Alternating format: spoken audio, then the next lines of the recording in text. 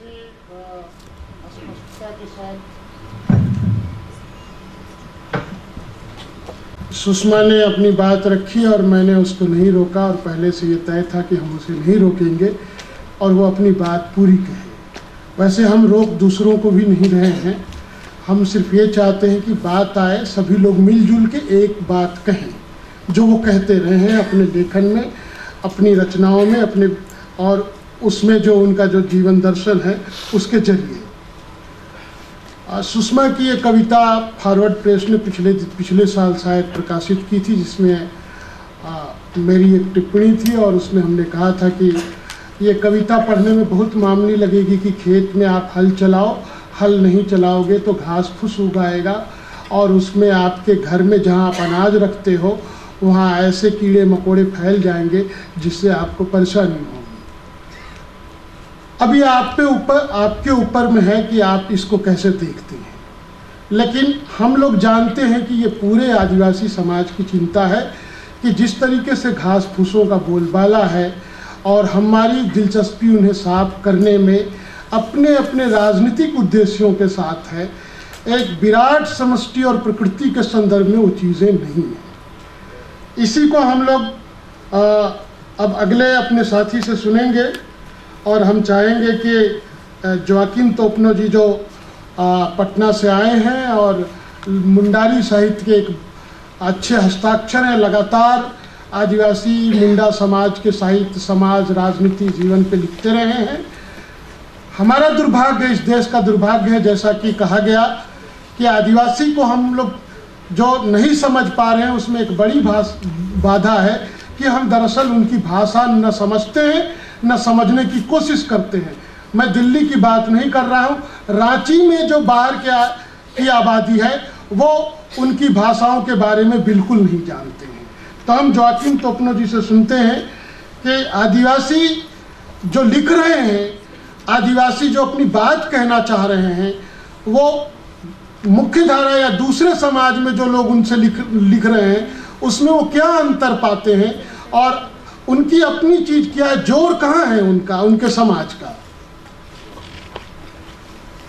Seminar रे सेटेरकन सोबेन माइनन को के आज के इस आदिवासी साहित्य स्वरूप और संभावनाएं संगोष्ठी में उपस्थित सभी माननीय लोगों को मेरा जोहार।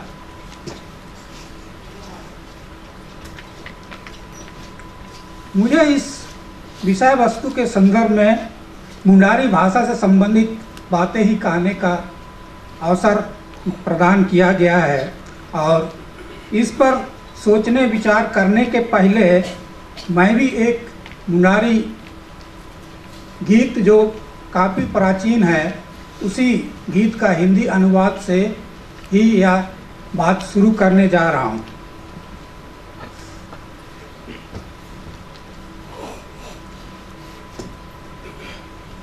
और वह गीत ऐसे विचार गोष्ठियों में या आदिवासी समस्या या किसी तरह की बात विचार होती है उसमें बड़ा सटीक बैठता है।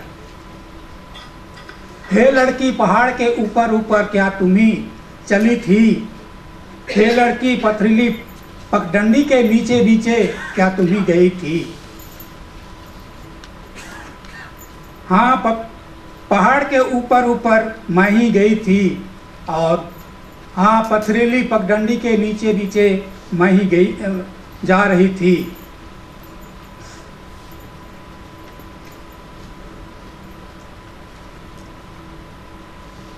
हाँ, मैं ही चली थी अपने माँ को खोज रही थी। हाँ, मैं ही गई थी अपने पिता को खोज रही थी। हे बेटी तुम उनको नहीं पाओगे, हे बेटी तुम उनको नहीं पाओगे क्योंकि वे पत्थरों के नीचे चले गए। हे बेटी तुम उनको नहीं ढूंढ सकोगे क्योंकि वे कांटों से दब गए। इस गाने का भाव अधिक गहराई तक जाने में ही पता लगेगा कि वास्तव में क्या चीज़ है, इस गाने में रहस्य क्या है। और जब इस गाने को ज़्यादा गहराई तक जाते हैं तो आज हम उसी चीज़ के लिए यहाँ पर इकट्ठा हुए और विचार एवं मंथन कर रहे हैं। उसी प्रकार इसी संदर्भ से जुड़ते हुए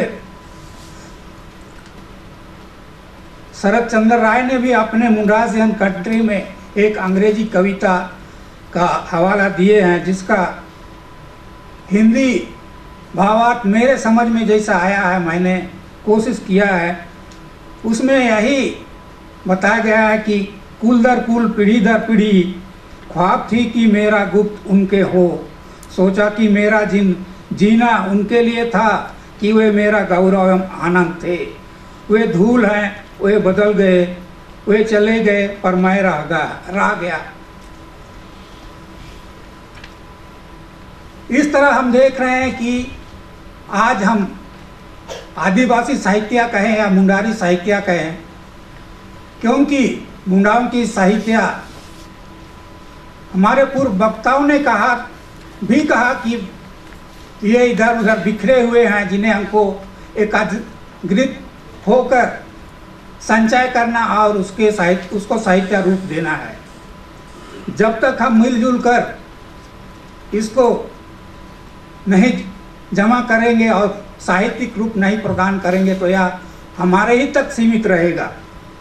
हमारे बीच में गैर आदिवासी भी प्रयास कर रहे हैं और लिख रहे हैं, वे काफ़ी हमारे बारे में लिखते हैं, परंतु हम जिस शब्दों का अर्थ अपने तरीके से जानते हैं उसका वे वर्णन नहीं करते हैं।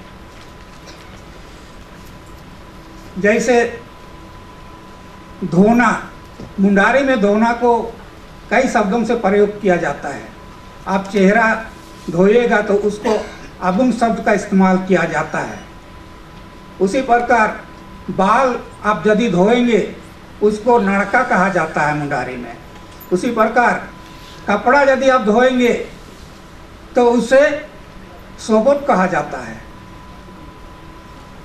इसी प्रकार और भी कई ऐसे शब्द हैं जिसके लिए हर एक कार्य के लिए अलग अलग शब्द हैं। इसलिए शब्दों के हिसाब से तो यह बड़ा धनी जैसा लगता है, लेकिन साहित्य रूप में अभी इसका भविष्य धुंधला ही है, क्योंकि इसके समकक्ष संथाली और एक नागपुरिया भाषा काफ़ी आगे हैं, परंतु अभी इसका साहित्यिक रूप सिर्फ संतोषजनक ही हम इसे कह सकते हैं।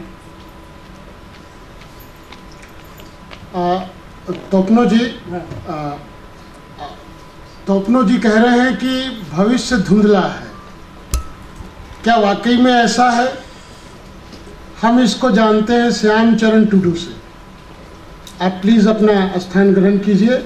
श्याम चरण टुडू जो नई पीढ़ी के रचनाकार हैं, ये पॉलिटेक्निक से इंजीनियर हैं और इन्होंने इंजीनियर बनना डिग्री लेने के बाद भी स्वीकार नहीं किया और अपनी भाषा साहित्य के लिए, संताली के लिए ये संघर्ष कर रहे हैं। और संताली में एक पत्रिका निकालते हैं पांजा, और एक प्रेस डाला है इन्होंने जमशेदपुर में। और आपको मालूम हो जाना चाहिए कि भारत में जब प्रगतिशील लेखक संघ का गठन नहीं हुआ था प्रेमचंद की अध्यक्षता में, उससे पहले संताली समाज के जो सांस्कृतिक अगुआ थे रघुनाथ मुर्मू, उन्होंने वो जमशेदपुर में छापे खाने डाल चुके थे, प्रेस डाल चुके थे और संगठन बना चुके थे आदिवासी लेखकों का। ये हिंदी साहित्य इसको कहीं भी इसका उल्लेख नहीं करता है। तो श्याम चरण टुडू जी जो युवा हैं, उन्होंने क्या भविष्य देखा संताली साहित्य में या आदिवासी साहित्य में, जिससे उन्होंने इंजीनियरिंग जैसा पैसे वाला पेशा छोड़ के वो अब प्रेस और अखबार पत्रिका निकाल रहे हैं। टुडू जी। इस सभा में उपस्थित साहित्य प्रेमियों को मेरा श्रद्धांजलि नमस्कार। मैं जवाहरलाल नेहरू विश्वविद्यालय के साहित्य विभाग को साधुवाद देना चाहूँगा कि उन्होंने आदिवासियों के साहित्य के लिए इस प्रकार का सेमिनार आयोजित किया एवं इस सेमिनार में मुझे भी विचार प्रकट करने का मौका दिया। मैं आदिवासी साहित्य में संताल साहित्य के बारे में ज़्यादा बात करूँगा। आदिवासी साहित्य पुराने काल से ही अत्यंत समृद्ध है, किंतु यह यद्यपि वह किताबों में लिपिबद्ध नहीं है।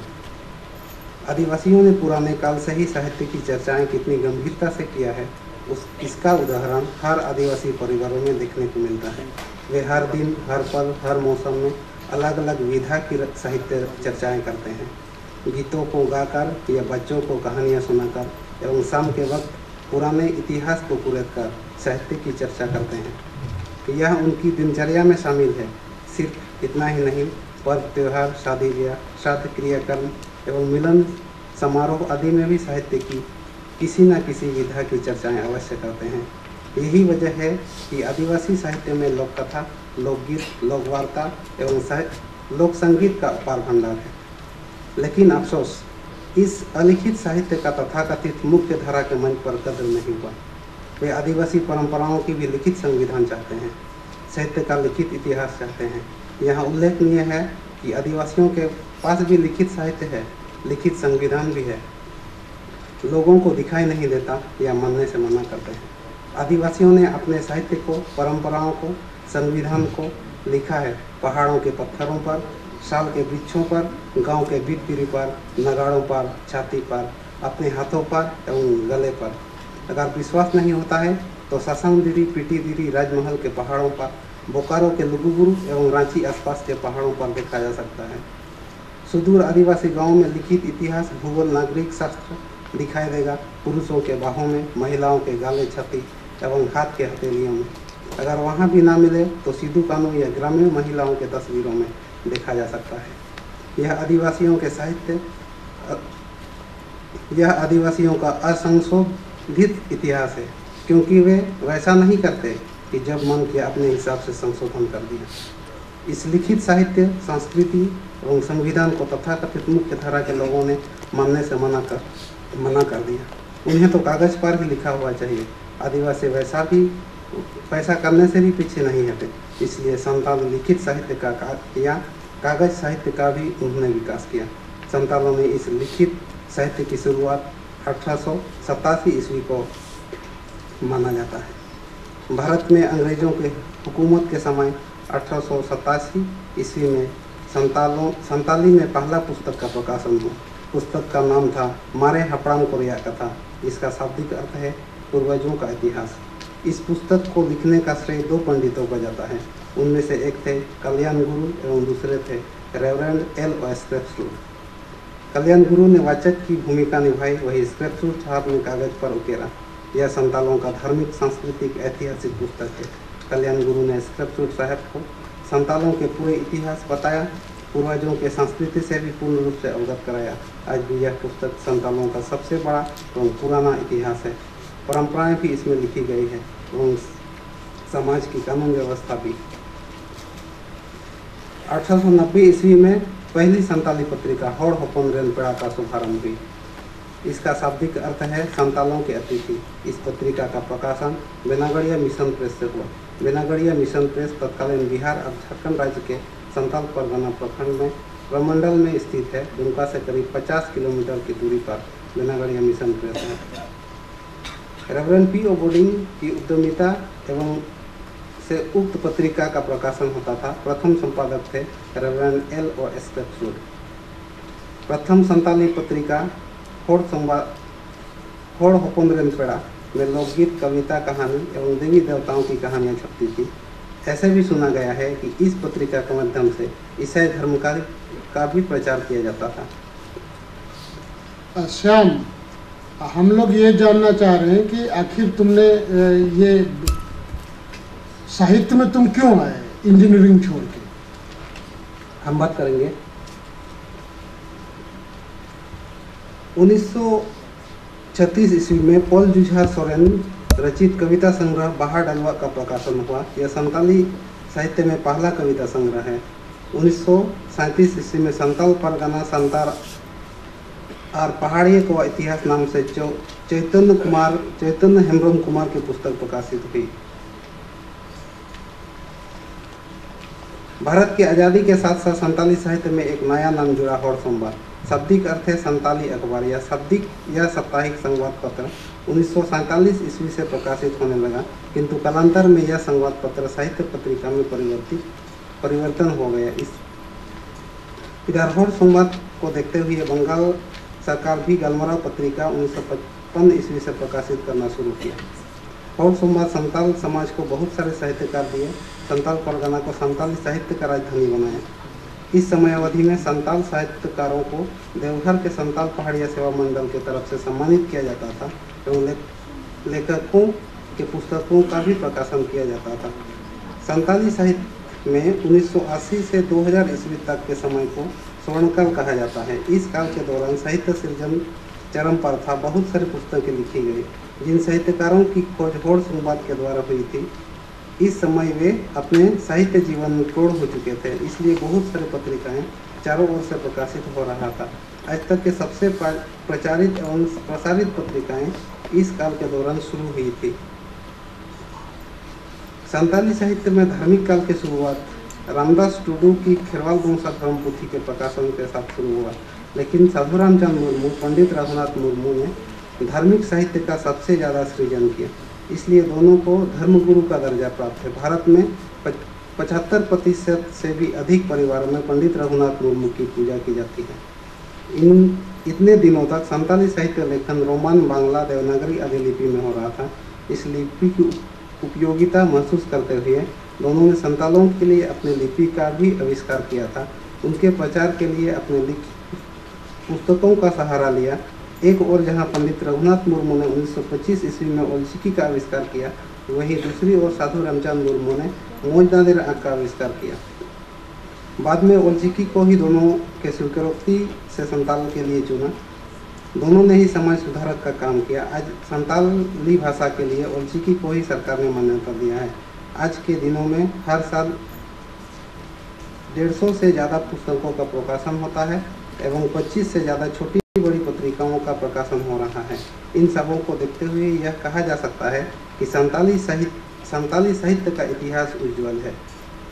इस उज्ज्वलतम को देखते हुए मैंने अपना इंजीनियरिंग को छोड़कर इस साहित्य के क्षेत्र में आया। आज अगर संताली साहित्य का उज्ज्वल भविष्य नजर आ रहा है तो इसके पीछे महान लेखकों, साहित्य कर्मियों, सामाजिक कार्यकर्ताओं एवं राजनीतिज्ञों का योगदान है, जिन्होंने संताली साहित्य का सेवा किया, एक प्लेटफॉर्म तक लाकर खड़ा किया। तभी जाकर 22 दिसंबर 1903 को संताली भाषा को संविधान के 8वीं अनुसूची में शामिल किया गया। आज साहित्य अकादमी भी संताली साहित्य के विकास एवं प्रचार प्रसार का काम देख रही है। इसकी ओर से प्रोत्साहित करने के लिए पुरस्कृत किए जा रहे हैं। इस प्रकार यह स्पष्ट होता है कि संताली साहित्य आदिवासी साहित्य की धुरी के रूप में अग्रसर है। यह अत्यंत गर्व का विषय है कि संप्रति अनेक संताली साहित्यकार विभिन्न प्रकार के साहित्य सृजन में उमड़ पड़े हैं, चाहे पत्रकारिता हो या अनुवाद कार्य, स्वतंत्र लेखन हो या प्रकाशन कार्य। इस सभा में उपस्थित सभी साहित्य प्रेमियों, श्रोतागण एवं साहित्यकारों को धन्यवाद देना चाहूँगा। आप लोग मेरा वक्तव्य धैर्यपूर्वक सुनें। सत्र को आगे बढ़ाने से पहले कुछ निवेदन करूंगा। दरअसल जिस तरह की संरचना थी उसमें हम जिस तरह के इंटरेक्शन के साथ ये सत्र को चलाना चाह रहे थे, इस हॉल की बनावट के कारण वो संभव नहीं है। और मैं जब दूसरे वक्ता को आमंत्रित करता हूं तो पहले को लगता है कि मुझे ज़बरदस्ती बिठा दिया जा रहा है। दूसरी बात, क्योंकि हमारा मानस बना हुआ है ना उस तरह के अकादमिक बहसों और बौद्धिक साहित्यिक सेमिनारों में ऐसा ही होता है। हम लोग सामूहिक विमर्श नहीं करते हैं, एक एक व्यक्ति आके अपना भाषण देता है। तो अब इस स्ट्रक्चर के कारण आप नहीं कर सकते, ये बात है। बहरहाल पहली बात तो ये कि 2 बजने जा रहे हैं और भोजन का समय है और अभी हमारे 3 महत्वपूर्ण साथी को हमको सुनना है। उसके बाद दूसरा सत्र है, सवाल आ रहे हैं। हम क्या करें, हम आप लोगों से राय चाहते हैं। क्या भोजन के बाद इस सत्र को चलाएं और जो आज का जो सत्र है दूसरा उसको कल ले जाएं, या क्या करें, या ख़त्म करें? ख़त्म कर दें, पक्का? चलिए, किनकी किनकी दिलचस्पी है कि वो आदिवासियों को नहीं सुनना चाहते?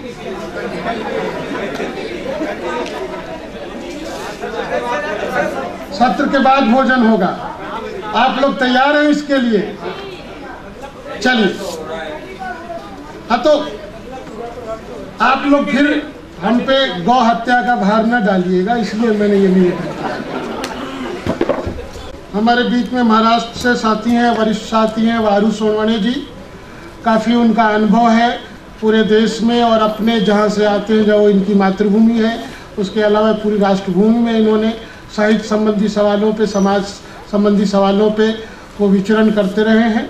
हम उनसे जानना चाहते हैं कि जो आदिवासी सौंदर्य विश्व है वो क्या है, किस तरीके से हमारी अभिव्यक्तियाँ सामने आ रही हैं, और अगर हम विशिष्ट हैं तो किस मायने में विशिष्ट हैं। वारू सोनवणे जी।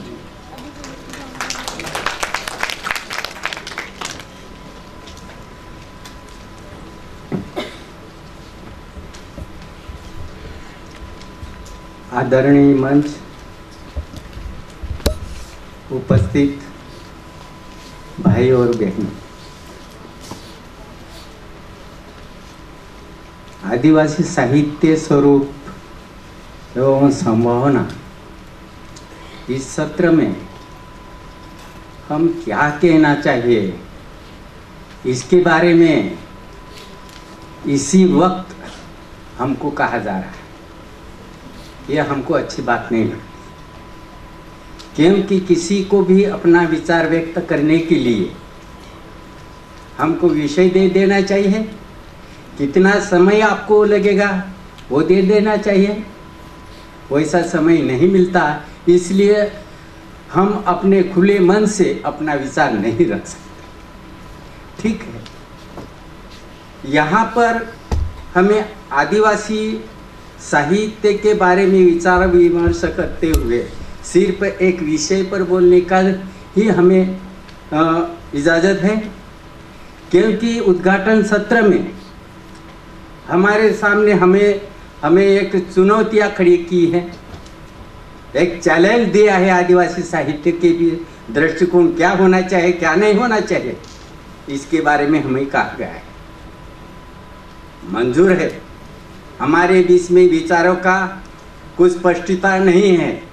साहित्य, हमारे साहित्य अभी लिख रहे हैं, उसका सौंदर्य शास्त्र क्या होना चाहिए, उसका अभ्यास अभी हो रहा है। अभी मैं कह दूंगा यह अधूरा होगा, लेकिन अभी जो साहित्य है, हम किस स्वरूप में, किस स्थिति में है, वो जानना चाहिए। आज आदिवासी साहित्य, हम आदिवासी साहित्य को जो प्रस्तापित साहित्य के तुलनात्मक में नहीं देखना चाहिए।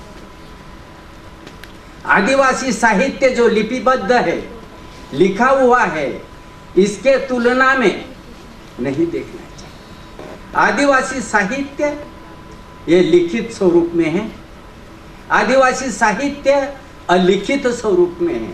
अलिखित स्वरूप में जो है, जो मौखिक स्वरूप में है, उसका जो केंद्र बिंदु क्या है, जो आदिवासी मौखिक साहित्य, उसका केंद्र बिंदु क्या है, तो उसका केंद्र बिंदु उसकी जीवन प्रणाली, उनकी संस्कृति, यह उनकी मूल्य व्यवस्था, यह उनका केंद्र बिंदु है। हम साहित्य क्यों लिखना चाहते हैं? क्योंकि साहित्य जीवन को दिशा देते हैं, और इसलिए हमें साहित्य की आवश्यकता होती है। इसलिए साहित्य के प्रति समाज को, लेखकों को उजागर करना पड़ता है। लेकिन जो भी साहित्य है, वो साहित्य दो तरह से अपना व्यवहार यह करते हैं। एक साहित्य जो है आदिवासी के हो, गैर आदिवासी के हो, यह साहित्य दो तरह के अपना मनोगत व्यक्त करते हैं, अपनी भूमिका निभाते हैं। एक वो साहित्य है जो यह व्यवस्था है, जो व्यवस्था हमको दमन करती है, जो व्यवस्था हमारे शोषण करते हैं, वह ससो प्रस्थापित करते हैं। यह व्यवस्था के खिलाफ अपनी लेखनी चलाते हैं। वो दूसरा साहित्य वो है कि जो दमन शोषण के खिलाफ, वसस के खिलाफ अपना आवाज उठाना चाहते हैं। तो इस तरह का साहित्य का भेद है, और इस तरह से हम साहित्य को समझ लेना चाहिए। और साहित्य ये जीवन प्रणाली आदिवासी, आदिवासी यानी क्या?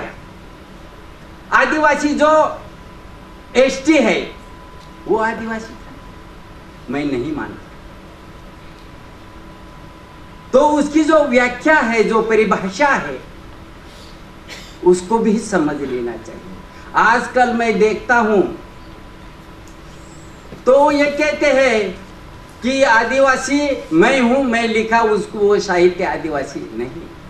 आदिवासी की जो व्याख्या की है, जो परिभाषा की है, कौन मुद्दे पर, कौन से निकष पर उसकी परिभाषा है, वो समझ लेना चाहिए। उनके निकष है उनके सांस्कृतिक जीवन, सामाजिक जीवन, उसकी आर्थिक अवस्था, और जो जीवन जो है वो जीवन से वो आदिवासी है। मैं ये कहता हूं कि हम साहित्य लिख के वो जीवन क्या है। बहुत से लोग कहते हैं आदिवासी जंगलों में रहता है, जंगलों के सहवास में रहता है, बस उसको आदिवासी कहते हैं। नहीं, उसको हम इस तरह से समझ लेना चाहिए कि आदिवासी जंगलों में रहता है, जो निसर्ग में रहता है, तो निसर्ग के सानिध्य में, उनके सहवास में रहता है, तो उनकी संस्कृति, जंगल संस्कृति आत्मसात करके जो जीता है वो आदिवासी है। तो जंगल संस्कृति क्या है वो समझ लेना चाहिए। सिर्फ जंगल, पेड़, फूल, पेड़ पौधे और कुछ बेलियां, नदी नाले, ऐसा ऐसा सीन, वो जंगल है क्या? वो निसर्ग है क्या? तो मैं कहता हूं निसर्ग संस्कृति को आत्मसात करके जीने वाला वो आदिवासी समाज। निसर्ग कौन से नियम से जीता है, कौन संस्कृति आत्मसात करके अपने जीवन जीता है? तो मैं ये कहता हूं निसर्ग की तरफ देखते हुए हम ये देखेंगे कि निसर्ग का जो झाड़ है, वो झाड़ यानी पेड़ है, वो पेड़ कोई भी उसका फल खाता है तो वो पेड़, वो तो स्त्री है या पुरुष है नहीं पूछता है। जो पेड़ है छाव में बैठने वाला, वो कौन जाति का है वो जात नहीं पूछता है, धर्म नहीं पूछता है। झाड़ है, पेड़ है, वो ऑक्सीजन अगर देता है तो ऑक्सीजन देते वक्त तुम किस धर्म के हो, जाति को हो, ये नहीं पूछता है। वो किसी प्रकार का भेद नहीं करता है। समानता यही सुंदर है। इस तरह का जो सांस्कृतिक जीवन ये निसर्ग देता है, ये प्रकृति देता है, ये जीवन हम आत्मसात करके हम अगले जीवन जीने की ओर गतिमान होते हैं। इस तरह से जो हवा है, जिसको वायु है, नदी है, नदी जो बहती है वो ऊपर से नीचे तक ऐसी समानता वो रखते हैं। जल नदी का जो जल है, पानी है, वो ऊपर से बहता हुआ समतल महासागर की ओर बढ़ते हैं। उसका सूत्र समता, ये गांठना ये करना, ये उसका बिंदु है। उसी तरह हवा भी उच्च दाब से नीचे दाब की तरफ जो बहता है, जीवन का समतोल जो ये करना चाहता है, ये जीवन निसर्ग जीवन, और ये जीवन वही जंगल में वो प्रकृति के साथ रहते हुए वो संस्कृति आत्मसात करके ये आदिवासी अपना जीवन जी रहा है। तो इसको हम इस तरह से समझ लेना चाहिए। गीतों में अभी जो हम गीत, जो मौखिक गीत बोलते हैं, मौखिक गीत क्या है उसकी गहराई तक जाना चाहिए। आदिवासी जो लूला लंगड़ा है, भूखा है, कैसा भी उसका अवतार है, इसलिए उसको हीन या तुच्छ नहीं समझना चाहिए। वो जीवन कैसे जीता है, उसका जीवन तुम्हें कहाँ दिखता है। आदिवासी को जीवन को और जीवन मूल्य को अगर देखना है तो जन्म मूर्ति के व्यवहार, जन्म कैसा होता है, उसका व्यवहार कैसा करता है, वो व्यवहार से कौन से मूल्य समाज को देता है। मर जाता है तो ख्रिस्त विधि करते हैं, उसमें क्या व्यवहार करते हैं, इस व्यवहार से कौन से मूल्य देते हैं समाज को। सब यानी त्योहार होते हैं, त्योहार में जो त्योहार मनाते हैं, कोई सगा साय आते हैं, यानी अपना सगा संबंधी आते हैं, उसकी जो